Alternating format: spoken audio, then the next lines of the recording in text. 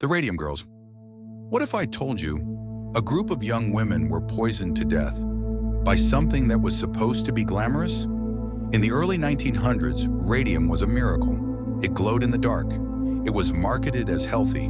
It was added to cosmetics, to toothpaste, even to drinking water. Radium was the future until it started killing people. This is the story of the Radium Girls. It began during World War I. Factories in New Jersey and Illinois hired young women to paint watch dials with luminous radium paint. The job seemed perfect. Clean, well-paid, patriotic. The watches were used by soldiers in the trenches. The glowing numbers allowed them to read time in the dark. The women were trained to use a technique called lip pointing. They would dip their paintbrush in radium paint, then shape the tip with their lips, over and over, hundreds of times a day. Supervisors told them it was harmless. Some even encouraged the women to paint their nails or teeth for fun. At night, their dresses shimmered. Their skin glowed faintly. They were called ghost girls. It felt magical, but it wasn't. Within a few years, something was wrong. Teeth began to loosen. Gums swelled. Pain spread through their jaws. One woman's tooth fell out, then another. Then pieces of her jawbone came with it. Doctors were confused. The women were young, healthy. How could their bones be dissolving? The answer was inside them. Radium behaves like calcium. When swallowed, the body stores it in bones. But radium is radioactive. It doesn't stop emitting energy. It slowly destroys the tissue around it. From the inside, the women were being poisoned by their own skeletons. As the cases grew worse, companies denied responsibility. They hired their own doctors, blamed syphilis, claimed the women were immoral.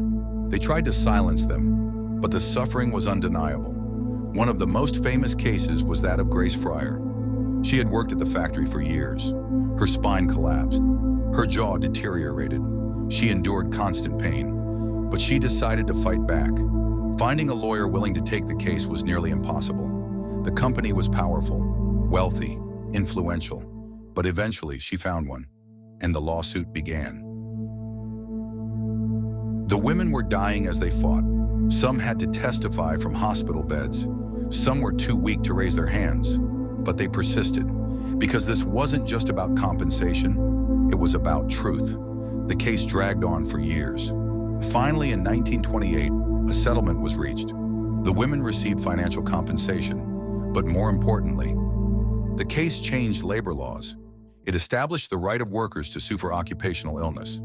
It forced industries to take responsibility for workplace safety. The Radium Girls helped build the foundation for modern worker protections, but the cost was devastating. Many of them died young, their bodies weakened by radiation, their suffering prolonged. And the cruel irony? Radium was once marketed as a health tonic, a symbol of vitality. Instead, it became a slow, invisible killer. The story didn't end in New Jersey. Similar cases appeared in Illinois. More women fell sick. More lawsuits followed. Each case added pressure. Eventually, safety standards improved. Protective equipment was required. The lip-pointing technique was banned. Radium use was regulated. But these changes came too late for many. The glow that once seemed magical had been fatal. Today, the Radium Girls are remembered not just as victims, but as pioneers. They exposed corporate negligence. They challenged powerful companies. They changed industrial law. And they revealed a terrifying truth about early industrial optimism. Just because something is new does not mean it is safe. Their story forces us to ask difficult questions. How many innovations are celebrated too quickly? How many warnings are ignored? How often does profit come before people? Imagine going to work each day, believing you are part of progress, only to discover that progress is killing you. The Radium Girls didn't know the danger, but once they did, they refused to stay silent. Their glow faded, but their impact did not.